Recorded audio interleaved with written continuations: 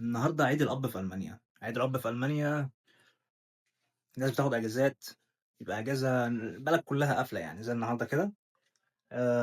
في ناس بقى بتحتفل خاصةً الشباب اللي هم مش متجوزين أو مش آباء.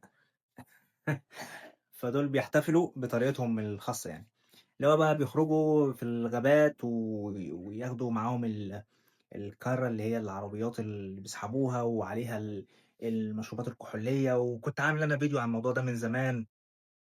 بس الناس الغلابة اللي زيّنا اللي هم الأبهات الحقيقيين، يا إمّا بقى بيقضّوا اليوم مع الأولاد أو في ناس منهم أو في فئة تانية بتاخد نَفْسها وتنعزل شوية عن العيلة ويخرجوا بقى مع أصحابهم أبّهات بقى.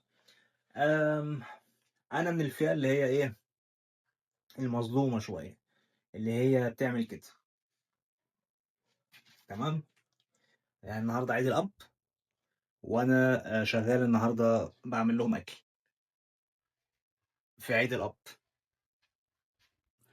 بس أنا مش زعلان يعني. أنا باتبسط لمّا باقف في المطبخ وباستنى أي يوم أجازة أنا فيه عشان أحب أقف في المطبخ وأطبخ لهم وآكل كده وأنا باقطّع الحاجات. يعني إحساس جميل.